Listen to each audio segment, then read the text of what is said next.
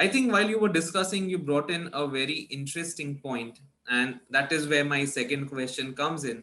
The second question is about the role of social media in the space of creating awareness.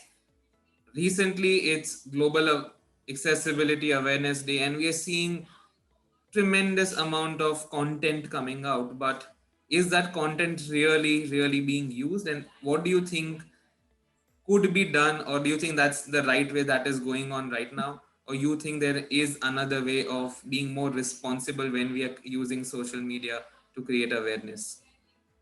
Well, I think social media like Instagram is not very accessible. I don't use it myself because I'm tired of the way it works. The features of Instagram are not always accessible. Sometimes we try to read our Insta messages and the screen reader doesn't talk.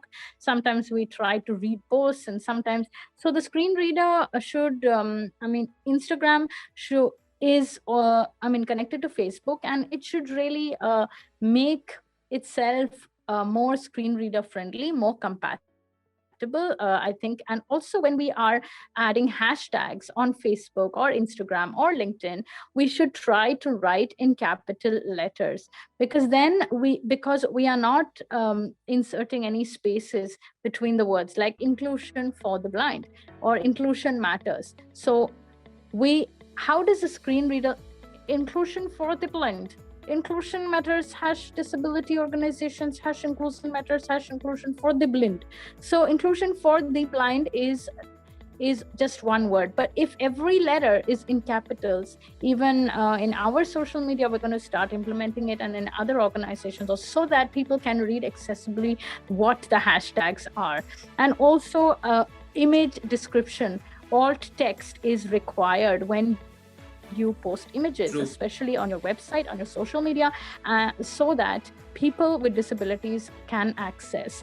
Also, when we do videos, there should be closed captioning, there should be some kind of sign language interpretation. When we do news videos, especially on YouTube, especially even on the TV, there should be a hearing impaired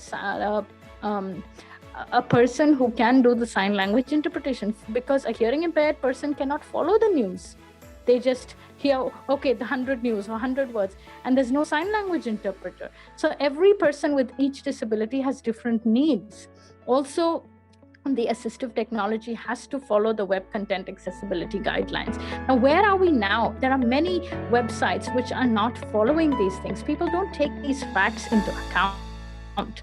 We have seen in the 2020 WAIM billion report that 98.1% of the world's homepages, just the homepages, have at least one or more than one WCAG 2.1 failure, because there are either low color contrast, no proper alt text to describe images, hashtags are not in capitals, we can't navigate to all or tab to all using our arrow keys. We have to use a mouse for certain icons.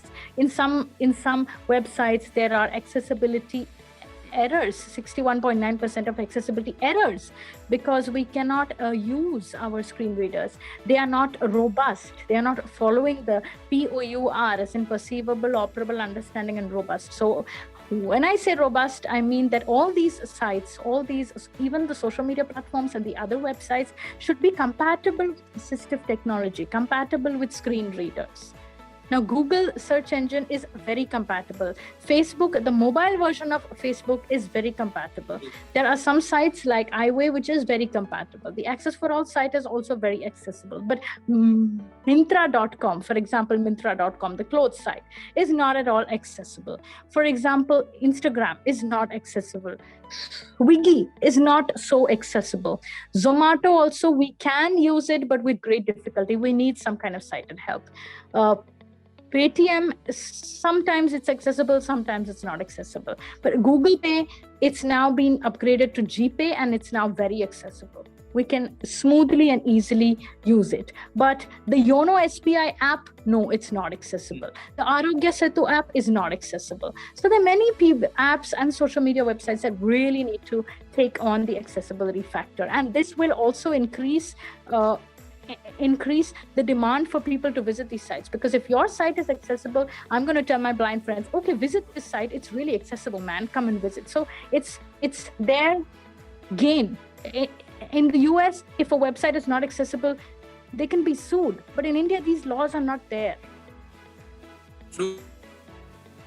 You're extremely right. Like, I think what you've touched upon here is actually to understand that it is not only done for the betterment of somebody else, but there is a very important commercial value to it that people are not understanding. It is not always the side of doing it for the purpose It's of not only charity. social value. Yes, it's It not is only charity, but as soon as we say accessibility, disability in India, we're like following the charity model. Yeah, charity. that's what's happening. I mean, there's the social model, medical model, and the charity model. That, But as soon as we mention the fact accessibility, then people say, oh, we're going to have to incur additional costs, and disabled ke liye kaun karega? But actually, if you make it accessible, it's more profitable to you, because if I visit it, I'll tell my disabled friends, they'll tell their disabled friends, they will visit the website. You have more clicks, you have more orders, and you'll probably get more profit. In true. other countries, they make it a point to be accessible. They have an accessibility statement on their website, an accessibility policy. Why don't we?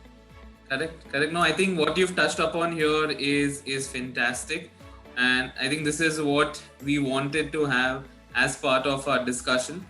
We a small way in which we wanted to connect with you. Of course, Access for All and Jyotirgamaya Foundation together are available for any assistance and services that is required to make any format accessible. And on that note, thank you so much, Tiffany, and we'll connect soon through other channels.